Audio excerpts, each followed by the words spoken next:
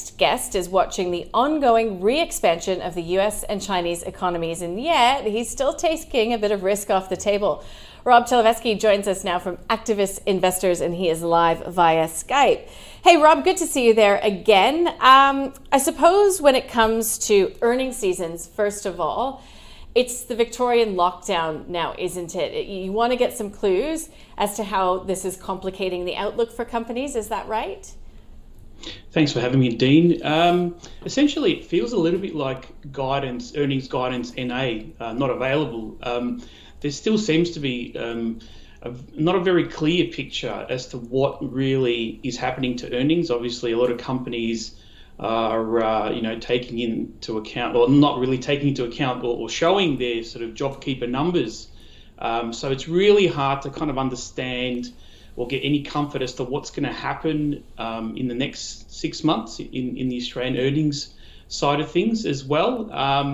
Obviously, some of the sectors will do better than others. The resources sectors in particular will benefit from China coming back online and sort of the economy growing obviously quicker than others. But at the same time, obviously banks are in for a bit of pain going forward as well. So that's one thing in terms of, obviously looking out for the next couple of weeks at least, I suppose, as you said, looking at what the impacts of this obviously lockdown in Melbourne and the recent outbreaks in New South Wales will be very interesting to see what that has on some of these, the company earnings going forward as well. In terms of our positioning, look, we've decided to sort of take a bit of risk off the table. We were overweight equities. We went overweight equities sort of towards the end of March. Done pretty well, and now it's sort of time maybe to sort of pare back, or we've pared back some of those positions, and really, I guess, from that point of view, patiently waiting for another extreme market dislocation and then sort of move quickly on that should that come about again.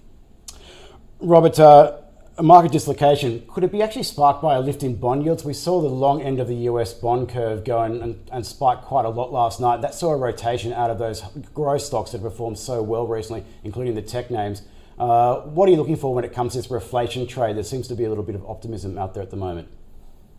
It's an interesting one. It's something that I've sort of been thinking about a lot, this sort of concept of the great rotation question. Obviously tech stocks, healthcare stocks, these stay-at-home, I guess, beneficiaries have done really well since obviously sort of March, and in the short term they'll probably continue to do well. Obviously we're nowhere near controlling the current epidemic. However, there will be a time where you sort of might want to look at some of these cyclical sectors, the airlines, obviously the tourism sectors, the financials, the airports, and sort of you've got to ask yourself, where is the upside? And if you're sort of seeing the opportunity more so, and we think there's going to be much more of an upside in some of these other sectors going forward and better value, I suppose, as well, then it might be time to kind of consider that. But we're probably just a little bit too early to move on that. But it's something that we're definitely looking at the moment. Okay, so that's the reflation trade. I'm curious to know, Rob, what big risk do you see on the horizon? I mean, if something was to keep you up at night, potentially to cause that dislocation, which could turn out to be profitable in the end, but besides that, what is your biggest risk going forward? I really am concerned about the bankruptcies. We have not seen anything yet in terms of what this is going to sort of eventuate into in the next couple of months. In the US, they're talking about, six figures, over 100,000 in sort of the numbers of bankruptcies in Australia. Similarly, that's some of the numbers being thrown around at the moment. Obviously, we're seeing a lot of zombie companies operating in Australia due to the fact that the government amended the corpse law, I should say. And then obviously that will mean pressure on unemployment as well going forward, and obviously, distressed debts, which will then obviously feed into obviously bank earnings. And, let's separate, obviously we're talking corporate earnings, and then also you should consider the personal debt write-off as well. But, there could be some opportunities in that sort of phase. I remember back in 2009, We put quite a bit of money to work in the distressed debt space. So the likes of the Oak Trees, the Apollos, they're the sort of, fund managers that what they do is they buy debt really cheaply. They wait for the company to basically go bankrupt. They'll take control, they'll restructure, and then they'll on-sell it at a reasonable return. And, they're looking for multiples of 2 to 3 times capital. So I guess on one hand, obviously not a good thing coming up on bankruptcies, but there could be an opportunity as well to sort of invest in that distressed debt space. And it's been quite, a very attractive space if we go back to 2009, 10, 11, 12 vintage years.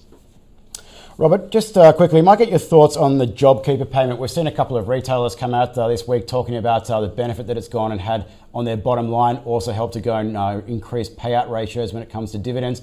What's your view when it comes to JobKeeper helping to go and propel these things forward? Oh, look, it's obviously, David, going to be a short-term thing. I mean, governments can't keep supporting this. And obviously there's a very good rationale to bring this program in, but it really, there's going to be a point in time where, this is obviously going to have to stop at some point, or at least reduce in the next 6 months. But ultimately, if you're a business out there operating purely based on JobKeeper, then, you're probably in a bit of trouble. Indeed. Robert Talevski from Activus Investors, always fantastic to chat. Enjoy the rest of your day. Thank you.